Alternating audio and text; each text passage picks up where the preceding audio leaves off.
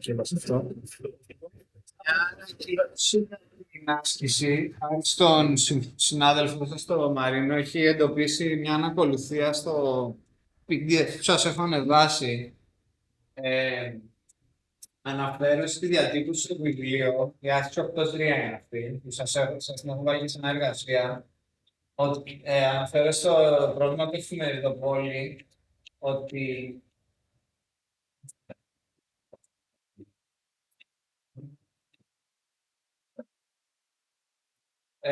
στη διατύπωση της άσκησης λέω ότι η ζήτηση είναι ε, 100, 200 μέχρι 1000, το κάθε ένα με πιθανότητα 0,1, ενώ πρόθεσή μου ήταν από 10, 20 μέχρι 100, γιατί μετά στις λύσεις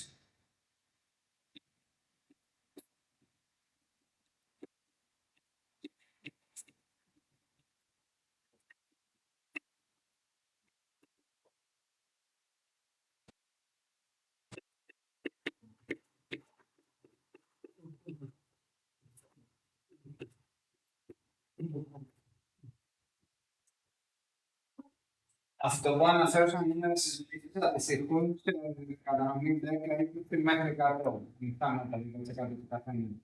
Ή θα δεκαπλασιάσει τις λύσεις παραρτήματος για να πάρει τη σωστή απάντηση, ή θα διαιρέσει δια 10 στη διατύπωση του προβλήματος, στο νέο PDF του βιβλίου που θα νοθευτεί και στα εκδοτικούς τίτλους έχουν διαιρέσει δια 10 στη διατύπωση του προβλήματος. Αν έχετε υπόψη, λύστε το λόγο για το που θέλετε, μέρα της εξέτασης που θέλετε θα κοιτάξουμε το 12 που δεχτούμε ότι το πνεύμα της άσκησης έχει αντιπωθεί σωστά.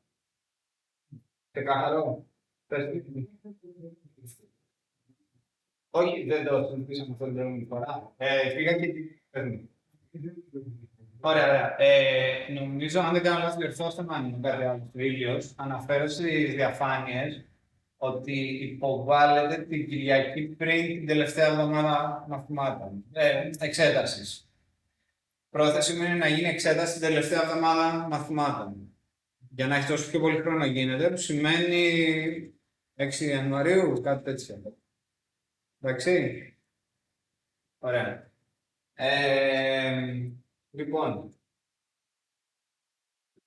το αφήνω αυτό εδώ. Ας μεταφράσουμε αυτά που γράψαμε με την Γέλη πριν σε λόγια, σε κάτι που στις εξισώσεις.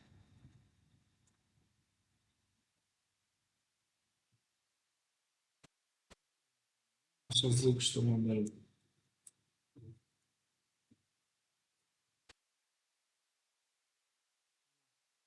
Ωραία, το κάνουμε εδώ. Τύπου 1.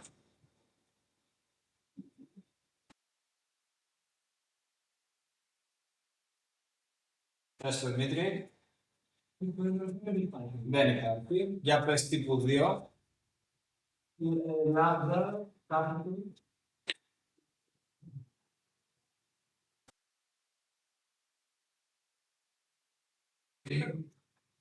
Δύο,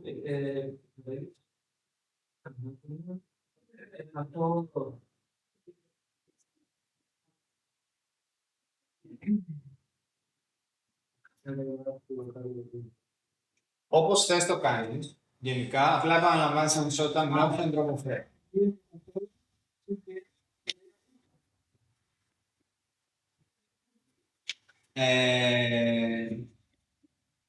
Αυτό. Ωραία. Και επίσης, μια αρνητική. Και λοιπές και στις άλλες τύπου 2.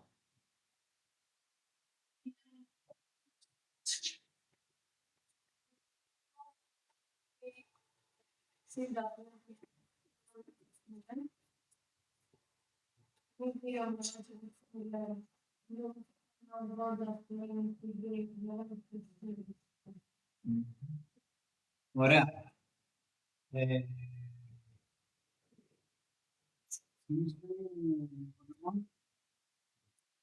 Νίκο, σου βάλω λίγο στα δύσκολα. Την τύπου 3 που αντιστοιχεί στο P1. Είναι λίγο σανσκριτική που πρέπει να μεταφράσεις. Ειδική έκφραση που είναι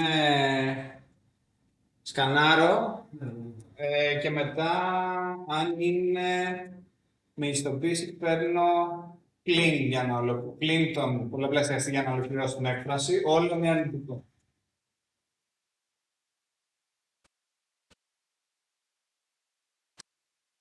Ψάχνουμε την ειδική έκφραση που αντιστοιχεί στο P1.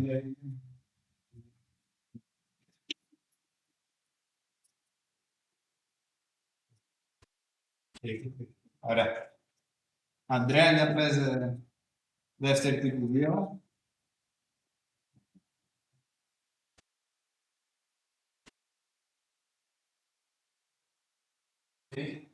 Θα είναι πάλι το μία άθλημα.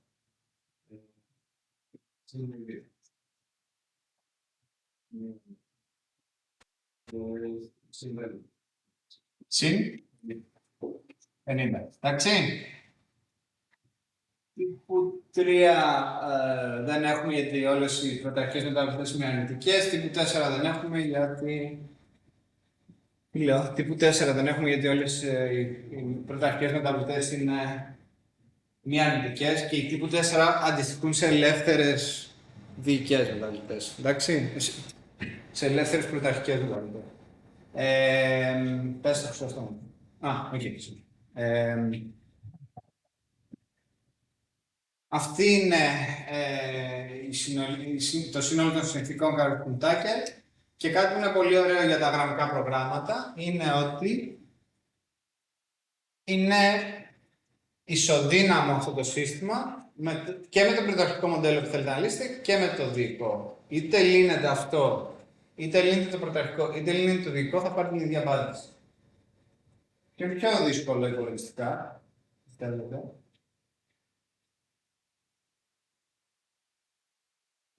Πες το, Ανδρέα. Είναι πιο ψηλές διαστάσεις, όντως δεν είναι το πρόβλημα τόσο πολύ οι διαστάσεις, ωστόσο. Κάτι άλλο που είναι πολύ κακό. Η καθετότητα που είναι ένα γινόμενο. Τα γραμμικά προγράμματα με την τεχνολογία που διαθέτουμε τώρα μπορούμε να λύνουμε σχετικά εύκολα, αν μπορεί να τα φορτώσει στη μνήμη, μοντέλα με διαστάσεις εκατομμυρίων μεταβλητών, με εκατομμύρια περιορισμούς. Αν πας αυτό και το γράψεις στο ισοδύναμο σύστημα Καρπ-Κουντάκερ, κρασάρει, δεν έχει καμία ελπίδα. Αυτή ήταν και όλες μια παρατήρηση που επέτρεψε, επειδή αυτό έχει οικονομική ερμηνεία το σύστημα που έχουμε γράψει, θα το δούμε τώρα. Όταν αναπτύχθηκαν τα πρώτα μοντέλα ενεργειακής οικονομίας στις δεκαετίες του 70-80, αντί να, επειδή όσοι τα ανέπτυξαν ήταν οικονομολόγοι και είχαν διαίσθηση αυτής της μορφής ή τύπου οικονομικής ανάλυσης επιχειρήσεων, η πιο φυσική πρώτη τάση ήταν να τα γράψουν ως τέτοια συστήματα συνθηκών. Μετά έγινε πιο ξεκάθαρο ότι αυτό ισοδυναμεί με ένα μοντέλο βελτιστοποίησης και άρα πέρασε σε έναν χώρο προβλημάτων που μπορείς να τον λύσεις σε πολύ ψηλότερες διαστάσεις και άρα να λύσεις οικονομικά μοντέλα πολύ ψηλότερων διαστάσεων. Αν ακούσετε το Nobel Prize Acceptance Speech του Bill Nordhaus, που το πήρε πριν λίγα χρόνια, είναι καθηγητής στο Yale ενεργειακής οικονομίας, περιγράφει πώς ανακάλυψε αυτό το πολύ βαθύ αποτέλεσμα ισοδυναμίας, γιατί αυτό που έκανε η Nordhaus όπως του Zane και ανέφτιασε κυκλικά μοντέλα ενεργειακής οικονομίας που λένε παίρνω μια απόφαση ενεργειακής πολιτικής που συνεπάγεται κάτι για τις τιμές ενεργειακών αγαθών, που συνεπάγεται κάτι για την οικονομία, που συνεπάγεται κάτι για τις εκπομπές και τις οικολογικές καταστροφές, που φιντάρει πίσω στις συνθήκες της οικονομίας. Οπότε έφτιαξε αυτά τα κυκλικά μοντέλα που προσπαθούν να αποδώσουν εν τέλει μια οικονομική τιμή στις εκπομπές διοξιδίου του άνθρακα, μεταξύ άλλων εξτernalities. Και αυτά, αντί να τα γράψει ως τέτοια σύνολα συνθηκών, τα περιέγραψε ως μη γραμμικά μοντέλα βελτιστοποίησης μεγάλης κλίμακας. Έχει ενδιαφέρον πώς περιγράφει κάτι που στον χώρο της επιχειρησιακής έρευνας είναι ψηλοπροφανές, αν το έχεις, αν είναι αυτό που κοιτάς με πρωταρχική σου εξειδίκευση. Στον χώρο της οικονομικής κοινότητας, τουλάχιστον Στα πρώτα βήματα δεν ήταν τόσο προφανές εκ προημίου. Λοιπόν, πες το. Τι κερδίζουμε γενικά όταν παρασύσουμε έτσι τότε, άμα έχουμε τα τότε. Ναι, δεν είναι υπολογιστική, είναι τραγικά τα πράγματα, αλλά από άποψη οικονομικής διάστασης θα δεις τώρα ότι... Εμείς θα είπα αυτό που είπατε με τη μνήμη, γιατί αν έχουμε τόσο μεγάλα... Δεν σε σώζει, γιατί και εδώ είναι τεράστιο το σύστημα. Αν δεν μπορώ να φορτώσω το γραμμικό πρόγραμμα, με απλά ένα σύνολο ισοτήτων, όλες αυτές οι ισότητες αναπαράγονται στις τύπου 1 συνθήκες εκ νέου. Οπότε το συνολικό σύστημα PKT είναι ψηλότερο διαστάσεων με αυτό που είπε και άλλο. Αυτό που είναι πολύ ωραίο με αυτά είναι η οικονομική ερμηνεία που θα την δούμε τώρα. Σε 2 δευτερόλεπτα. Λοιπόν, πρώτα, πριν πω αυτό, να σχολιάσω λίγο την ισοδυναμία μεταξύ KKT και του πρωταρχικού και του διοικητικού προβλήματος. Ισχυρίστηκα πριν και βρήκε έναν τρόπο να με τσεκάρει η Αγγελική ότι αυτό είναι μια βέλτιστη λύση.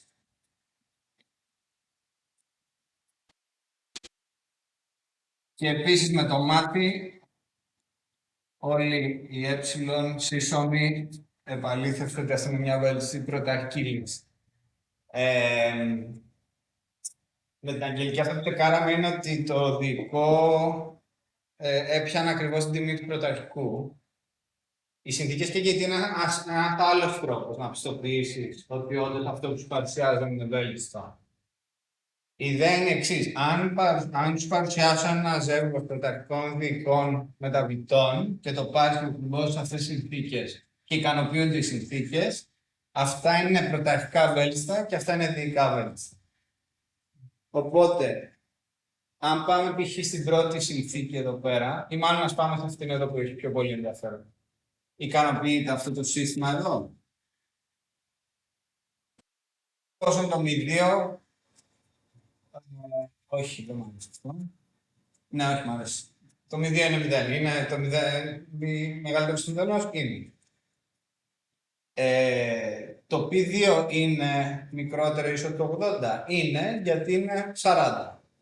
Το τρίτο και πιο έτσι, κρίσιμο ερώτημα από άποψη δομής είναι κατά πόσο το μ2 είναι συμπληρωματικό του 80 μείον π2.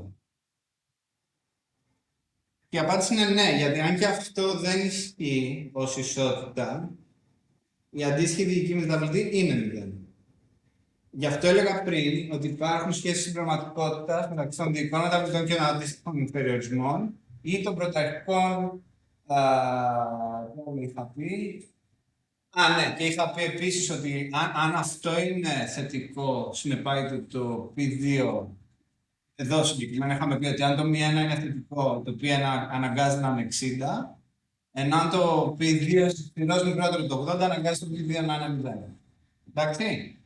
Αντίστοιχα, μπορείτε να με ελέγξετε για όλους τους περιορισμούς ότι αν πάρετε αυτό το ζεύγος πρωταρχικής διοικής λύσης, θα ικανοποιήσετε όλες τις συνθήκες και KKT.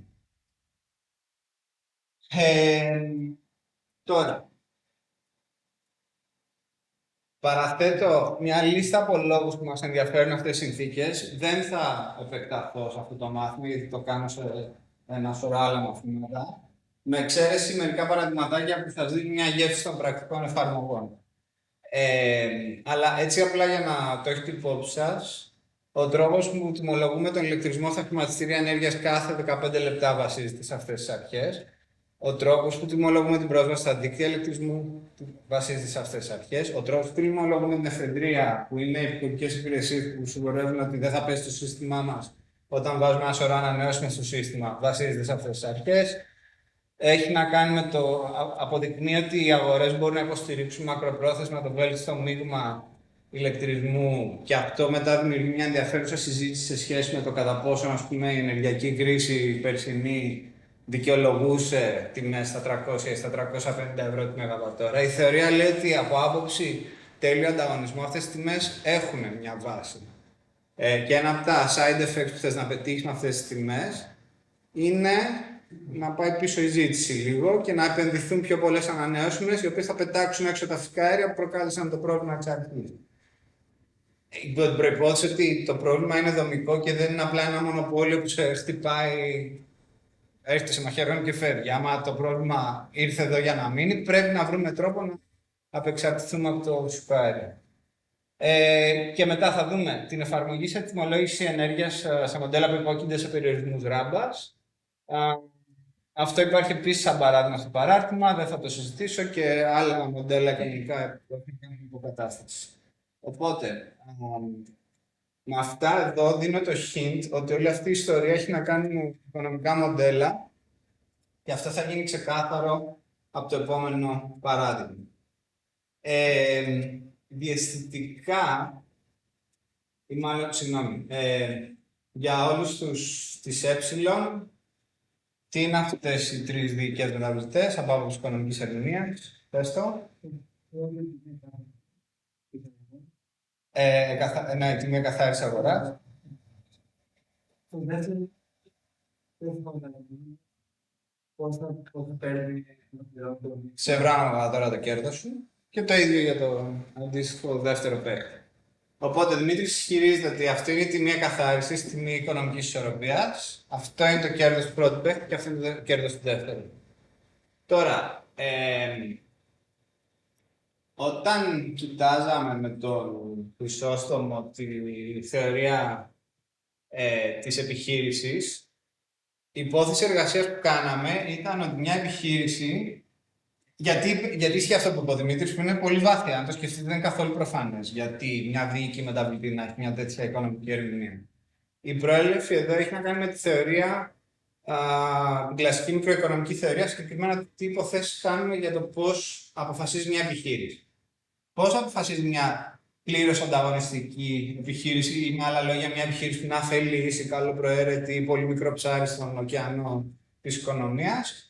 Σου λέει, ανεξάρτητος του τι κάνω εγώ, η τιμή της αγοράς είναι κάτι που θα μου προκύψει και το καλύτερο που έχω εγώ να κάνω για αυτή τη δεδομένη τιμή είναι να αποφασίσω μια ποσότητα που θα παράγω, λαμβάνοντας υπόψη τους ιδιωτικούς μου περιορισμούς. Τώρα, αν εστιάσουμε στην επιχείρηση 1 που έχει κόστος, ήταν στο παράδειγμα 20 ευρώ, έτσι. Πες, Νίκο, ότι έχεις την επιχείρηση 1 και σε πληρώνω 25 ευρώ. Πώς θα αντιδράσεις από άποψη του πώς θα παράγεις? Έχεις την επιχείρηση 1 που το κόστος της είναι 20 ευρώ και έρχομαι και σου πληρώνω τιμή 25 ευρώ. Δεν σε νοιάζει. Αυτό είναι μια από τις ομορφιές της αγοράς. Εσύ κοιτάς μόνο τι αφορά εσένα. Όσο μπορείς, πόσο μπορείς, 60. Εντάξει.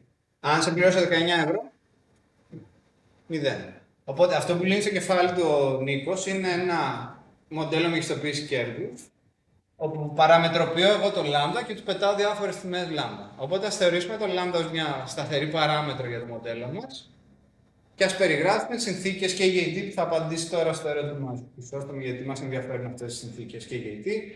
Και μια και πέταξα την μπάλα σε σένα, θέλω να μου πεις τις συνθήκες KGT αυτού του μοντέλου εδώ. Τύπου 1, όπου βλέπεις ισότητα την επαναλαμβάνεις, δεν έχει. Τύπου 2, όπου βλέπεις πρωταρχική ανισότητα, τη συμπληρώνεις με την αντίστοιχη μια αρνητική διοικητική μεταβλητή.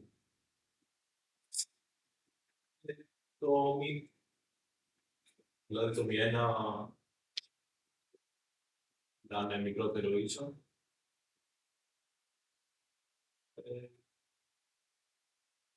Δεν όσο έτσι. Έχει υπόψη ότι η φλοσούρτης είναι ότι για όλες τις πρωταρχικές ανισότητες οι διοικητικές μεταβλητές που είναι συμπληρωματικές θα είναι πάντα μη αρνητικές. Δηλαδή την ανισότητα πώς πήρα αυτή. Και επαναλαμβάνεις, όπως θες. Μία είναι μικρότερη του 60, όπως Ποιο είναι μικρότερο στο 60? Το P1. P1. Ωραία.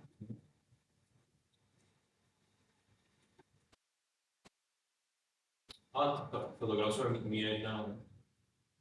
Δεν είμαι σίγουρο. το συντακτικό είναι πρωταρχική ανισότητα συμπληρωματική προς την αντίστοιχη διοική μεταβλητή. Οπότε, αυτή είναι η πρωταρχική ανισότητα, συμπληρωματική προς η διοική μεταβλητή αντίστοιχη είναι μια ενότητα. Οπότε την ανισότητα τη γράφουμε όπως είναι. Ναι. Ή αν θες να αντιστρέψεις και τη φορά, στην τελική αυτό που καταλήγει να ισχύει είναι ότι αυτή η διαφορά είναι 0. Είτε το γράψεις στη μία φορά ή στην άλλη, είναι πίσω δύναμη. Για πες Μάρη, τύπου 3, βάζω πιο δύσκολα. Πρωταρχικές μειονεκτικές μεταβλητές συμπληρωματικές προς μια περίεργη έκφραση, η οποία είναι μια αρνητική, και τη φτιάχνουμε με τον τρόπο του μήκος πριν. Σκανάρουμε για την πίεση. Το μη-1 πλην λάμδα φανετικό. Μη-1 εδώ. Ναι. Καλά πας, πλην λάμδα, που είναι μια σταθερά. Σημείο. Τέλεια. Εντάξει. Οπότε, αυτές οι συνθήκες είναι σαν να λέμε, είτε αυτό γράψεις, είτε ότι ψάχνεις την βέλτιστη λύση αυτού, γράψεις το ίδιο πρόβλημα που ψάχνεις. Ποια είναι τώρα η βαθιά παρατήρηση που οδηγεί στην οικονομική ερμηνεία των διοικών μεταβλητών και το επιχείρημα ότι πλήρως ανταγωνιστικές αγορές οδηγούν σε κοινωνικά αποδοτικές λύσεις. Σας θυμίζουν κάτι αυτές οι δύο συνθήκες? Όσοι δεν το έχουν ξαναδεί.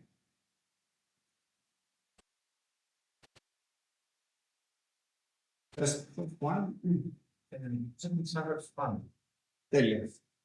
Ο Χουάν παρατηρεί σωστά ότι αυτό, γι' αυτό και διάλεξα και αυτές τη σημειολογία δεν είναι σύμπτωση. Εμφανίζεται εδώ και αυτό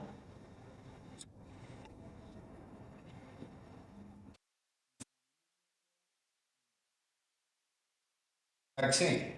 Γιατί είναι βαθιά αυτή η παρατήρηση, λέει ότι όταν λύνω το πρόβλημα οικονομικής κατανομής, το ενιαίο, που είναι αυτά που λύνουμε βασικά σε δημοπρασίες ηλεκτρισμού, όπου ζητάμε από τους παίχτες να μας πούν σε τι τιμή πουλάνε και πόσο πουλάνε, τα συγκεντρώνουμε όλα σε ένα ενιαίο πρόγραμμα, το οποίο λύνει και πετάει αυτή την απάντηση.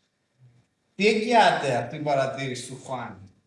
Ότι αφού το π1 και το μ1 και το λάμδα είναι ένα Συγγνώμη, να το πω αλλιώς. Αφού όλα αυτά μαζί ικανοποιούν όλο αυτό το σύστημα, το π1, το μ1 και το λάμδα σίγουρα ικανοποιούν αυτό το υποσύστημα. Άρα ικανοποιούν αυτό το υποσύστημα. Άρα μεγιστοποιούν αυτό το μοντέλο. Που σημαίνει ότι η λύση της δημοπρασίας αναπαράγει ακριβώς συμπεριφορά που περιέγραψε πριν ο Νίκος. Αν σου πετάξω λάμδα 21, είναι εγγυημένο ότι η λύση της δημοπρασίας θα δώσει π1 60. Αν σου πετάξω λάμδα 50, είναι εγγυημένο ότι η δημοπρασία θα σου δώσει απάντηση 60. Αν σου πετάξω λάμδα 19, είναι εγγυημένο ότι η δημοπρασία θα σου δώσει απάντηση 0. Κοινώς η δημοπρασία θα σου ζητάει πάντα να κάνεις κάτι που και λύνει το συνολικό πρόβλημα με ιστοποίηση κοινωνικού πλεονάσματος ή ελάχιστου κόστου λειτουργίας και σε αφήνει και σένα όσο πιο ικανοποιημένο γίνεται από την έκβαση της αγοράς.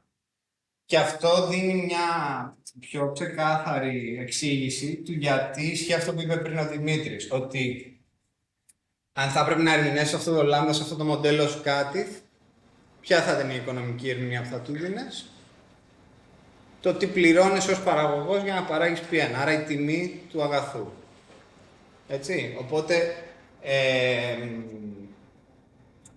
εκεί δημιουργείται η σχέση μεταξύ διοικών μεταβλητών και οικονομικών μέτρηξ, όπως τιμή ή κέρδη. Αυτό το αποτέλεσμα το εκμεταλλευόμαστε εκτενώς στο δικό μας χώρο και για την ανάλυση σχεδιασμού αγορών και βασικά όλα όσα είδαμε Χρυσόστομο μαζί την άνοιξη, από ποσοτικής άποψης και ας μην το κάνει ο Varian στο ίδιο το βιβλίο, βασίζονται σε τέτοιου είδους σχέσεις μεταξύ βελτιστοποίησης και οικονομικής ισορροπίας. Λοιπόν, πάμε και σε άλλο ένα παράδειγμα. Οπότε εδώ απλά αναφέρω ότι οι συνθήκες και η του προβλήματος μεγιστοποίησης κέρδους, που είναι αυτές οι δύο που υπολόγισε ο Χρυσόστομος, είναι υποσύνολο, όπως παρατήρησε σωστά ο Χουάν, των συνθήκων και η του αρχικού προβλήματος. Παρεπιπτόντως, ποιο άλλο πρόβλημα μεγιστοποίησης υποψιάζεστε ότι υπάρχει εδώ μέσα? Πες το, Μάριος. Για τις άλλες δύο, για τα μη2 και π2. Αυτά εδώ, έτσι. Άρα, ποιανού άλλου το κέρδος μεγιστοποιείται? Της δεύτερης γεννητρίας. Της γεννητρίας δηλαδή. Άρα και ισχύει όντως. Δηλαδή, άμα πληρώσω τον παραγωγό 2,50, ισχύει ότι μια βέλθη αντίδραση είναι 40.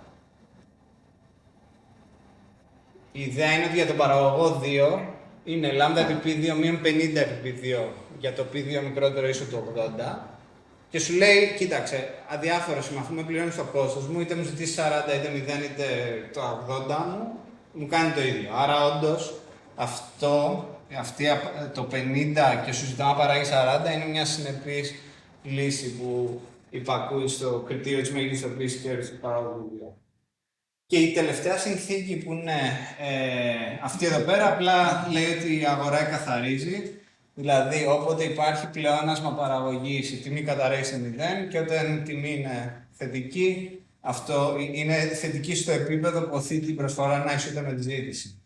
Αυτό έρχεται με το όνομα που και αυτό αναφέρεται στο βιβλίο του Varian. Προσαρμογή ποσότητας εδώ, δηλαδή δοθήσας μιας τιμής, οι παίχτες προσαρμόζουν την ποσότητά τους για να μεγιστοποιήσουν κέρδος και προσαρμογή τιμής που λέει ότι η τιμή της αγοράς θα ισορροπήσει στο σημείο εκείνο που η προσφορά θα ισούται με τη ζήτηση. Αυτά έχουν ερμηνεία ως συνθήκες και KT που ισοδυναμούν με το ενιαίο πρόβλημα ελαχιστοποίησης κόρφου. Η πρώτη συνθήκη που την είδαμε στις δοκλητικές. Στο Varian εννοείς ή...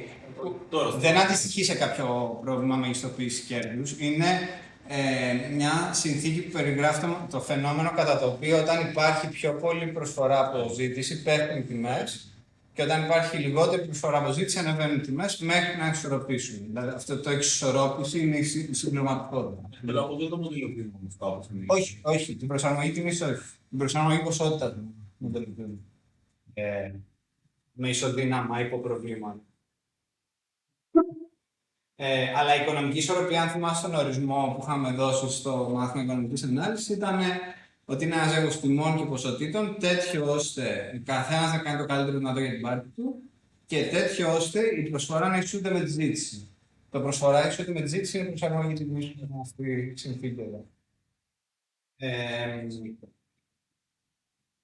Λοιπόν, οπότε οι συνθήκες και η του κεντρικού προβλήματος είναι ισοδυνάμεις προς ένα σύνολο συνθήκων που περιέχουν την πληροφορία ότι ο κάθε παίκτης κάνει το καλύτερο δυνατό από άποψη ποσότητας και η αγορά καθαρίζει. Ωραία. Ας δούμε τώρα και μια εφαρμογή όλων αυτών σε περίπτωση που σας φαίνονται κάπως αφηρημένα. Από μια μελέτη που είχαμε κάνει περίπου ένα χρόνο πριν για το διαχειριστή συστήματος μεταφοράς του Ισραήλ, ο οποίος έκανε μια τιμολόγηση στην αγορά ηλεκτρικής ενέργειας που κάπως παραβίαζε αυτές τις αρχές και θα σας περιγράψω λίγο την περιπέτεια του πώς αποπειραθήκαμε να τους πείσουμε να αλλάξουν τη μέθοδο τιμολόγησής τους. Έχουμε εδώ ένα μοντέλο που πλέον δεν κοιτάει στατικά σε μία χρονική περίοδο, αλλά κοιτάει σε δύο χρονικά βήματα.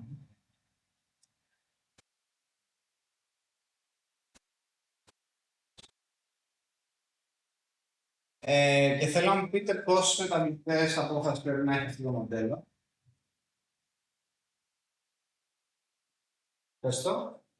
Ωραία, για παίρνουμε το συνολικό μοντέλο. 20 PN1, Ωραία. συν 20 PN2, συν 50 PN1, μετά PN2. Ωραία. Και θέλω το PN1, αυτά. PN2 μείον PN1,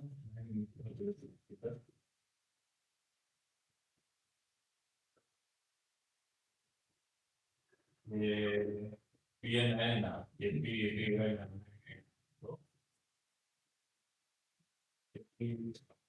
και PN1 και PN2 και PN2 είναι τέτοιο.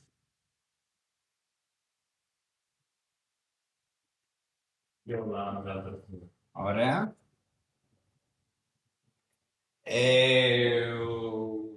Νίκο, πώς θα ερμήνευε το P1-1 βάσει των δικτών που χρησιμοποίησε ο Μαρίνο? Είναι η παραγωγή της πρώτης περίοδου, του πρώτου παραγωγού. Του πρώτου παραγωγού. Εντάξει, πρέπει επειδή έχουμε τη ράμπα εδώ να κοιτάμε και τους δύο περιόδους μαζί σε ένα συνολικό πρόβλημα. Λείπει. Έχει παρατηρήσει σωστά, Μάρινος, ότι ανεβαίνει η ζήτηση, αλλά άμα θα θέλαμε να είμαστε πλήρως γενικοί, λείπει ένας περιορισμός. Πες το. Λείπει ένα πλήρη περιοδίο.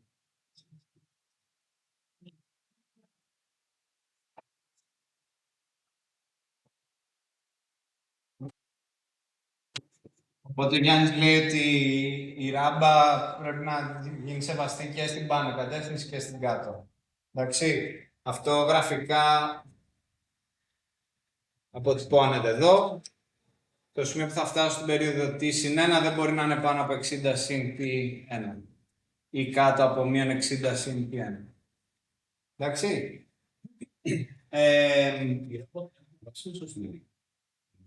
Πες μου.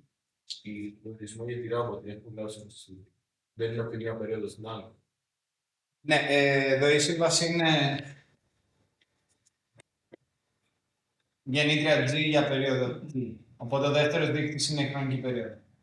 Απαντάμε στο πρόβλημα στην ελαχιστοποίηση. Ναι, σωστό. Πρέπει να είναι P1 στην P2. Λες.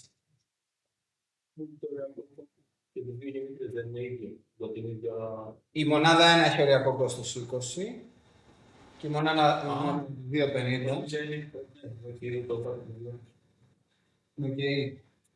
Ο δεύτερος δείκτης είναι χρόνος. Η μονάδα 1 έχει 20 οριακό κόστος, είτε είναι στην περίοδο 1 είτε στην περίοδο 2. Εντάξει. Ωραία, βάζω και εδώ ένα δελταπλήν. Και κάνουμε την ανάλυση του γρουπί. Τα σβήνω θεωρώντας ότι πλέον είστε η απόλυτη ειδική.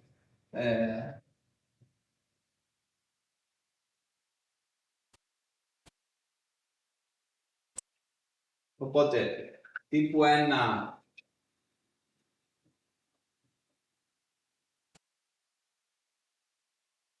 Πες το πάνε. Επαναλαμβάνουμε τους περιορισμούς που αντιστοιχούν στη λάμδα 1 και στη λάμδα 2.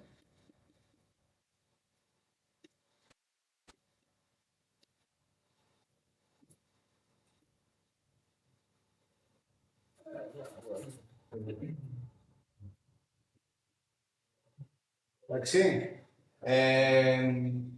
Τύπου 2, πες το Γιάννη, νομίζω ότι είναι 200 στην δεύτερη. 200, συγγνώμη. Πες και της τύπου 2, μιας και σε ουρικά άκυρα. Ναι. Οι ρέντες. Η πρώτη ίσο. Λάμδα 1. Με κάποιο. Αυτό λέτε.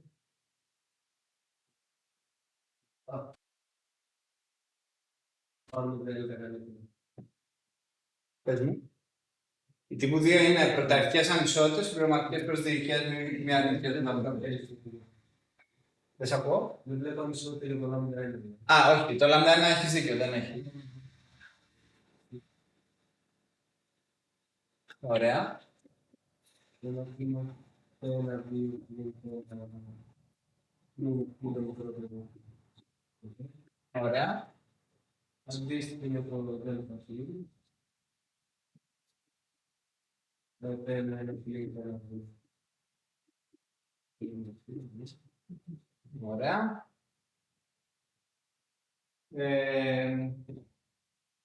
Αγγελική, θες να δοκιμάσεις του τύπου 3.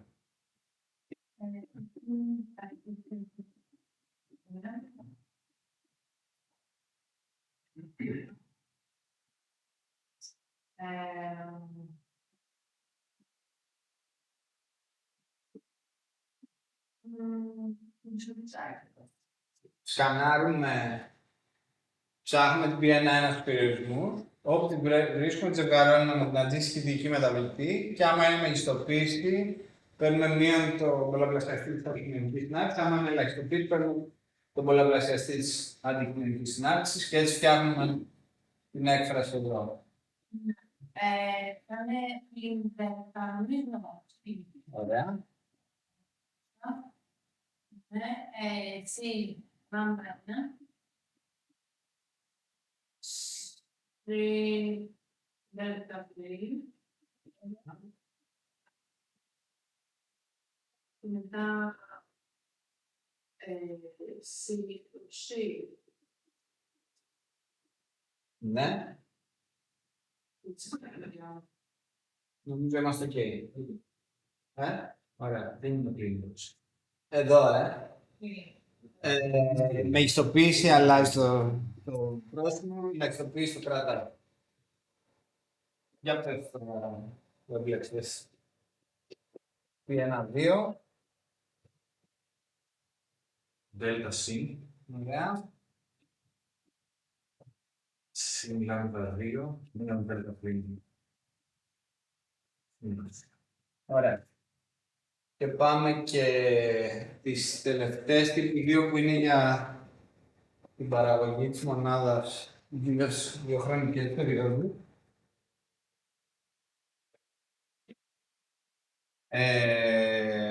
Τύπου 3 δεν είναι αυτές. Συγγνώμη, τύπου 3, ναι. Νίκο, θες να το αποπειραθείς? Ναι. Εγώ είναι και στην διοριά. Ναι, με.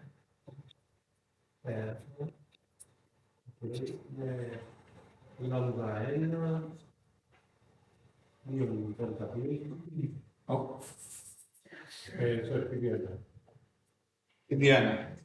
Η δελτά πλήν εμπλέκει τη μονάδα 1. Ναι, λάμδα 1, αυτό. Οκ. Και 50. Ωραία. Και αντίστοιχα. Το επίπεδο είναι λάμδα 2 και 50. Ωραία. Τώρα για να μην έχουμε ατυχήματα και να διατηρήσει την ερμηνεία τιμής το λάμδα και όχι μείον τιμής, θα κάνω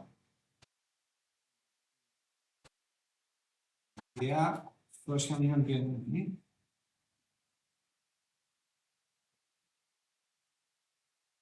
Το ξαναγράφω έτσι αυτό. Και αντίστοιχα εδώ.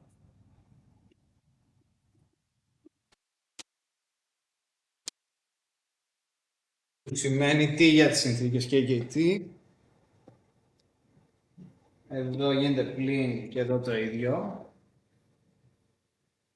Αυτά μένουν ως έχουν, αυτά μένουν ως έχουν. Εδώ γίνεται πλήν και πλήν. Το μόνο που θα αλλάξει είναι το πρόσημο των λάμδα 1 λάμδα 2 στη λύση, με σκοπό να έχει τη μία τιμή και όχι μείον τιμή. Τώρα, με το μάτι, ποια είναι η βέλτιστη λύση εδώ πέρα? Μπορείτε να το πάτε trial and error. Τι θα κάνατε άπλιστα να μας πάρατε τις δύο περίοδους ανεξάρτητα? Πες το Μάριο. Ένα πράγμα που θα μπορούσε να είναι να πάρουμε τα γινόμενα που προκύπτουν στη συμπληρωματικότητα και να δοκιμάσουμε τους δυνατούς συνδυασμούς. Οκ. Σε αυτό πιο πολύ να σκεφτείς βάσει του πίνακα εδώ των δεδομένων που έχεις με όρους. Ξέχνα ότι έχεις μάθει για θεωρία και KT, απλά σου δίνουν αυτά τα δεδομένα. Τι είναι το Apple, ξέχνα και τη ράμπα για μια στιγμή. Πες ότι δεν είχες ωραία ράμπα.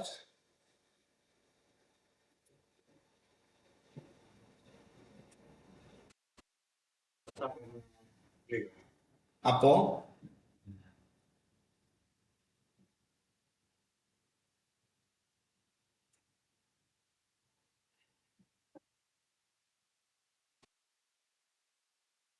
Και λίγα βοηθά. Και λίγα θα τα παίρνεις όλα από την 1.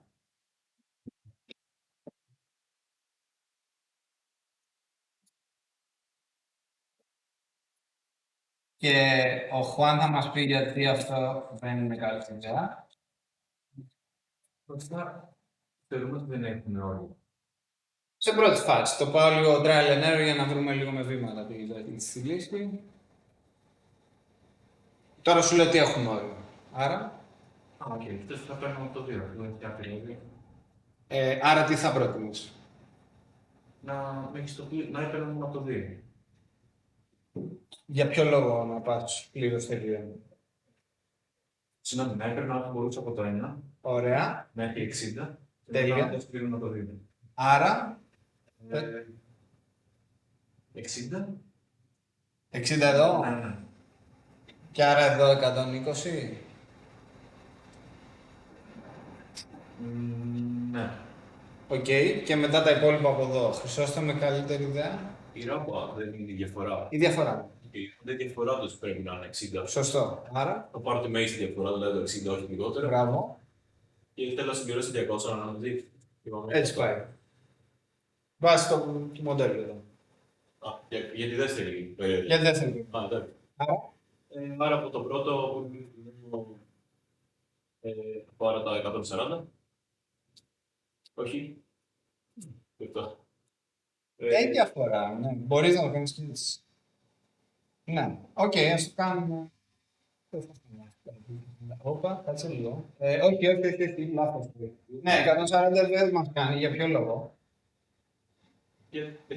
Γιατί θα πάρουμε 60 από το άλλο, να συμπληρώσουμε τα 200, αλλά δεν θα είναι διαφορά τους 60, θα είναι... Αν πας και βάλεις 140 εδώ, έχεις ήδη υπερβεί στην πρώτη περίοδο. Συνολικά θέλω. Για τη συνολική λύση. Νίκο, για πέρα. Την πρώτη περίοδο θα πάρουμε μέχρι το 2. Τέλεια.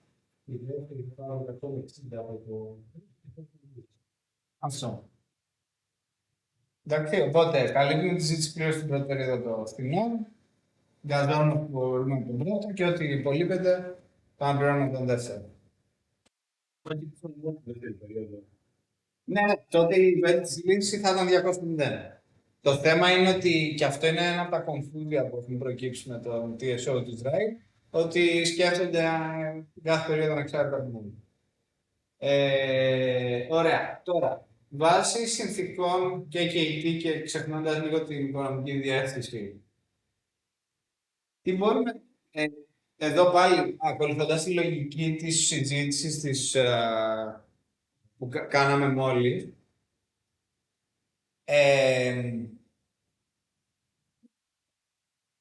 βασικά, όχι, δεν θα ανοίξω αυτή τη συζήτηση τώρα. Ας κάνουμε το διάλειμμα, να το πιάσουμε όλο το θέμα της τιμολόγησης στην επόμενη ώρα και θα τελειώσω μετά με τα τελευταία κεφάλαια.